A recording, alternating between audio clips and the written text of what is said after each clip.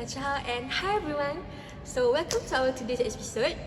And for today, I'm Tasnim Tarmimi, your favorite host. We'll introduce you guys with our three amazing panelists with us today. So today we have Miss Ayuni, Miss Damia, Hi everyone.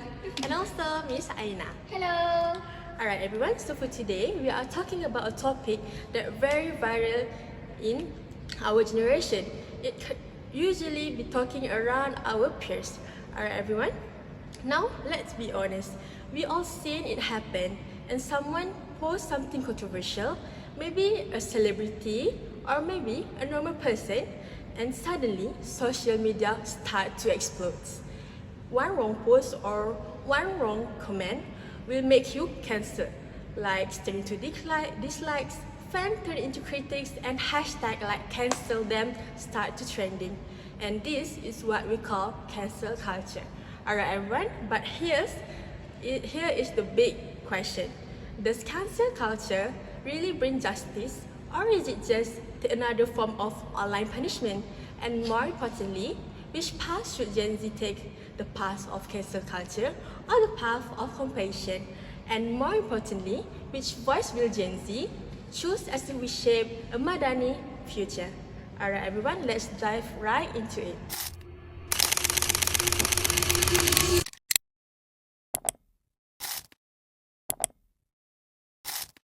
Okay, Miss Ayuni. Yeah. When people hear about cancel culture, some have their own definition, right? Yes. And I think everyone must have their own definition by themselves. So, some say cancel culture is about holding people accountable, but others also say that cancel culture is online bullying. So, from your point of view, as a Gen Z, may I know your view about this thing? Okay, good question, Tasneem. To me, cancel culture is when people, especially online, collectively stop supporting a person or brand because of something offensive they did or said. For Gen Z, it feels like a way of speaking up. So we have grown up in a world where social media give us a voice. Okay? And a cancel culture is one way to use that voice.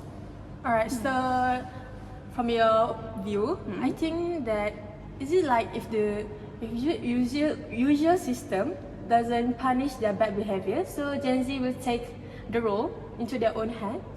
Exactly. For example, there was a case where a celebrity openly supported a brand that was accused of exploiting workers being insensitive to certain communities. The moment fans found out, the hashtag started trending to boycott both the celebrity and the brand. People stopped buying their product, and within a day, the celebrity had to issue a public apology and distance themselves. I remember that case. Yeah. It really happened though. Right, Ms. Ayuni, so from your opinion right now, I remember that social media basically push both and the brand and the people also to take responsibility. Yes, because that is the power of cancel culture. In some situation, it actually forces a change. Yeah, that's interesting, Ms. Ayuni. So you are saying it that less about hate, but cancel culture is more about accountability. Exactly, but of course, not every case end that way. Sometimes it goes too far. I think that makes sense now. So Damia, I can see you are nodding there. So, do you see cancel culture is the same way, or do you think there's another side of this story? For me, at some point, yes, but I think that sometimes cancel culture can go too far. While it can bring justice, but it sometimes becomes more about public shaming than an actual, change. Yeah.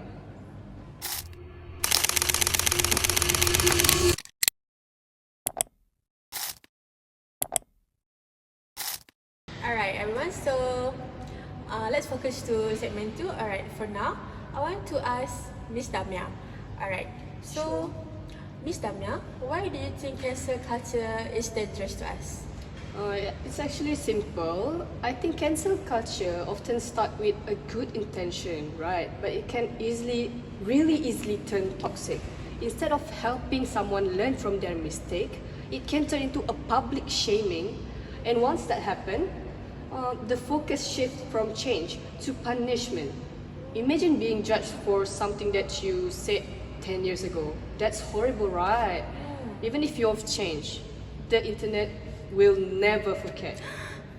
Yeah. Alright, so Miss Damia, that sounds really bad, right? So can you give us some example of that thing? Yeah, sure.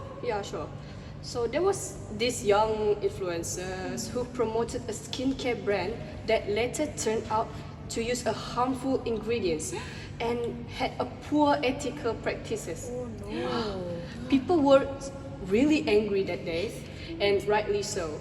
But instead of calling out the brand, the influencer herself got cancelled. She was bombarded with hate comments. Like, So imagine sad. you don't know the brand backgrounds, but suddenly people were bashing you for something that you don't know. Oh my god. That was actually really sad, right? That's horrible for her. Yeah, because of that, she lost sponsorship and even had to take a break from social media because of the mental stress. I feel so, So sad because I think that's very rough to her lah, about that incident to her. So I think you can elaborate more about that thing. Oh, you know, right? She doesn't know about the brand, right? And that's the worst part is she was labeled as problematic. The internet didn't forgive, and that's the danger of cancel culture. It can ignore the whole context of growth. Alright, so instead of the company giving her a space to learn, decide people just cut her off from system, right? Yeah, exactly. And you know what? That really goes against the Madani values. Yeah, Madani. Things like compassion, respect, and trust. Compassion is about remember there's a human being behind every mistake. We know that each of us at least have one mistake, right? yeah. There's no one that is perfect in this world, you know. Respect is about giving people space to grow and trust. Well, that's about using our voices responsibly, not just spreading hate because it is trending. You know, some people really join the hate because it is trending. Yeah, right? we call it FOMO, right? Yes, FOMO, fear of missing Missing out. out. Yeah, and if our goal is to build a society that is more understanding, cancel culture sometimes pushes us the other way. Instead of pulling people in, it pushes them out. Oh, I see. So, Miss Damia, are you saying it can divide us rather than unite us? Yes, it can build walls instead of bridges. Alright, so that's a really important reminder to us.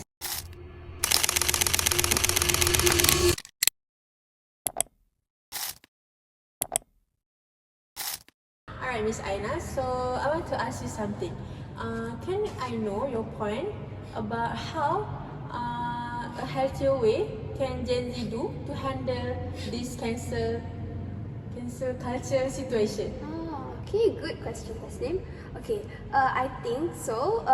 For me, Tasnim, it's not about saying cancel culture is all bad or all good. It's about balance. Okay, people should be accountable for what they say or what they do, but we can forget the compassion. Okay, there is this idea called call them in. Call in culture, yeah. Yes, call in culture. Okay. Instead of cutting them off, we can call them in. Okay, that's mean pointing out the mistakes, explaining why it's harmful, and giving them a chance. Okay, people should be have a second chance, guys. Yeah. Okay. For example, if a public figure says something offensive, we can criticize the behavior without completely erasing the person. Okay, it's about giving room for apology. Yes. Apology to the influencer or others lah. So from Aina points, I think that does sound more constructive than just cancelling, right? Yes, and this is where the Madani values come in. Compassion reminds us not to forget the human being behind every mistake that we do. Respect means giving them dignity. We don't have to agree with what they say or what they do, but we can still treat them as a human, as a person who always make mistakes. Yeah. And yeah, trust is about believing that when people are guided, they can actually do better and correct every mistake that they do. Right, so from what you said lah, I think that you are saying that accountability has to come with humanity, right? Exactly. Justice with mercy. Okay, if we only punish them, they will only hide their mistakes, but they never learn. Right. But if we balance justice and compassion, mistakes can become opportunities for growth. And I think that the kind of society Gen Z should be pushing for. Okay. One that doesn't ignore problems, but also doesn't erase people. Yeah, I think, yeah. Jamia, no, I want to ask Ayuni lah. Ayuni, do you think Gen Z can actually practice this balance? From my point of view, I think so because our generation is very vocal. Yeah. But if we can change to quick judgment to meaningful dialogue, I absolutely we can the cancel culture can slowly vanish from our generation. True. Yeah, I think so too. Yeah, I think Ayuni got a point. Alright, so let's go to segment 4.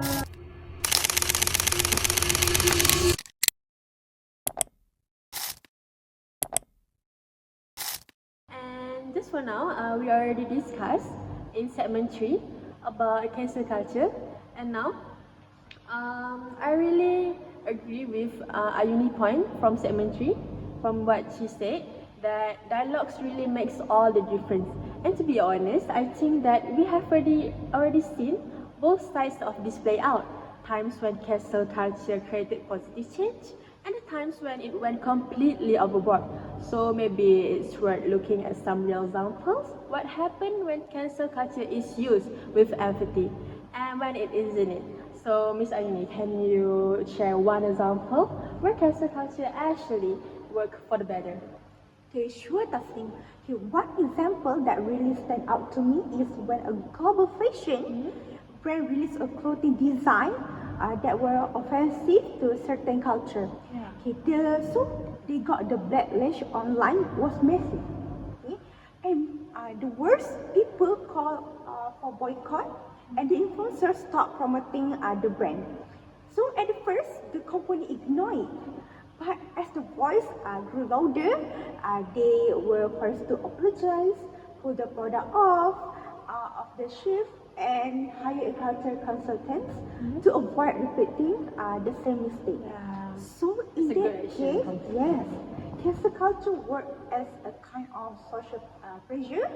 It forced a big company to reflect, take responsibility, and change their product. Without that wave of online criticism, I don't think the brand would have taken it seriously. Alright, that's really a true point from Miss Ayuni. So sometimes it does bring accountability that wouldn't happen otherwise.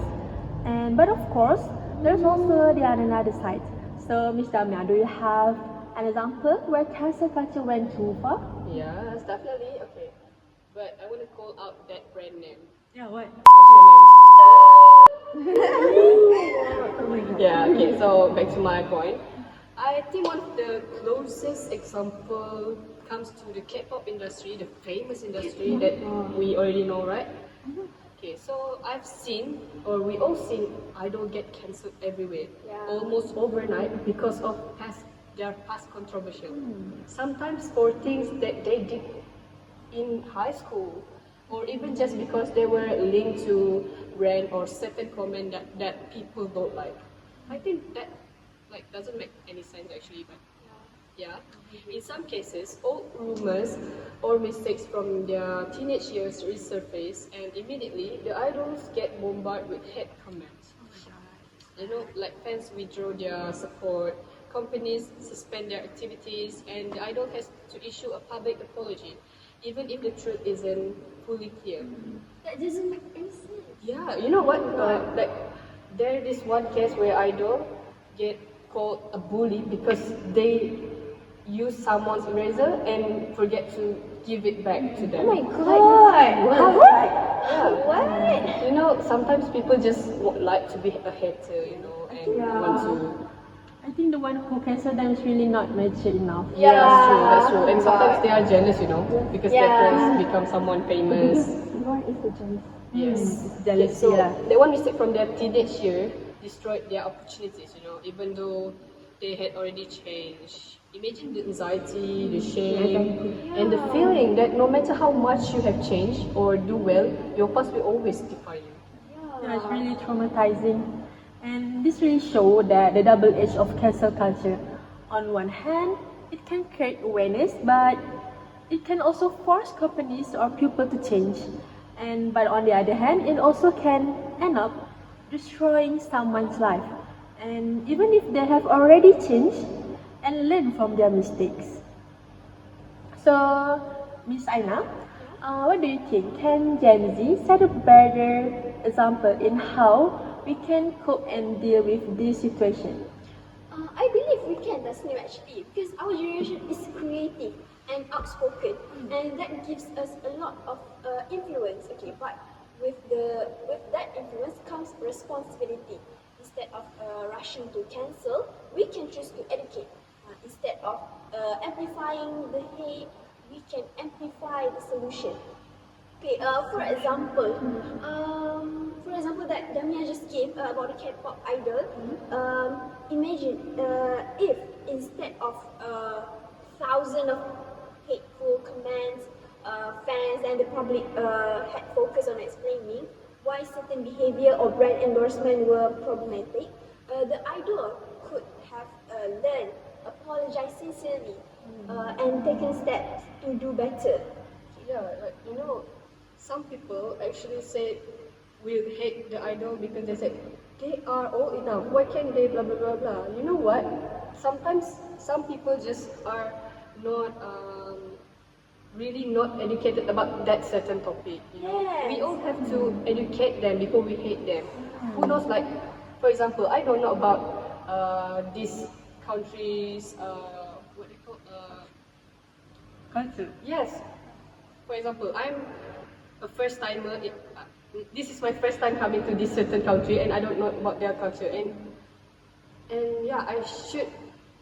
Behave people like should, them lah. Yeah, Behave like people the should teach citizen. me about the culture first instead of just hating me. You know. Instead of blaming you, right? Yes, that's what I mean.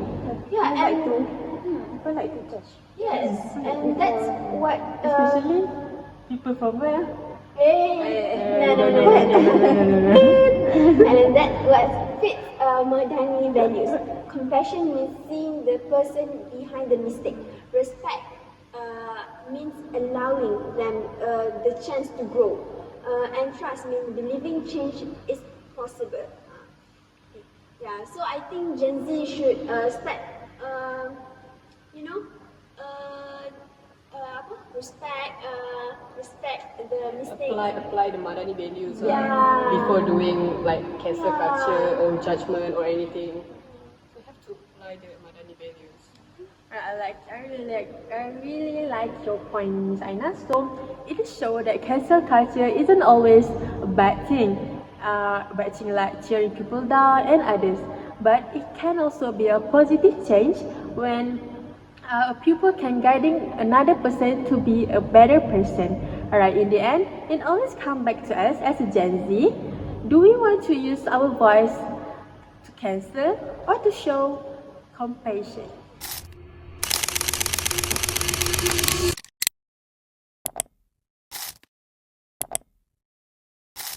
Alright everyone, let's wrap this up with some quick reflection. If you had to give one message to Gen Z, what would it be?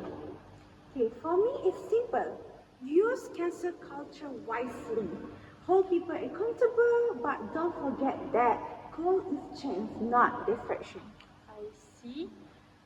That's really good advice, Ayuni. So ada pesan? Yeah, I would say that just don't lose compassion. You know, everyone makes mistakes. And honestly, if the internet never forget my awkward teenage phase, I would probably be cancelled already. Yes. Same here, Damya. Thank goodness to do all those cringy Instagram posts stay private in my account. Alright, so Aina? Okay, my message is one. Balance. Okay. Justice without compassion become cruelty. But compassion without justice become weakness. If we mix both, we will actually grow. And maybe survive our teenage years too. Yeah, that's a really good reminder from Aina. So Aina said that balance, compassion, and maybe cleaning up our old posts. That's the voice that Gen Z need to choose. Alright, so that's bring up to the end of today's episode. We really seen that cancel culture has two sides, which is it can bring change, but it can also cause harm to us. So what matters is how we are. We as a Gen Z should use our voice brilliantly. So do we should cancel or do we should to show compassion? If we really want to build a Madani person, we should treat values like respect, compassion, and also trust to guide us. Alright, everyone, thank you to Miss Damya, Aina, and also Ayuni to come to our podcast today. And I really want to say very thanks to our listeners that for being with us. Alright, everyone, until next time, stay kind, stay thoughtful, and maybe think twice before you hitting that cancel button.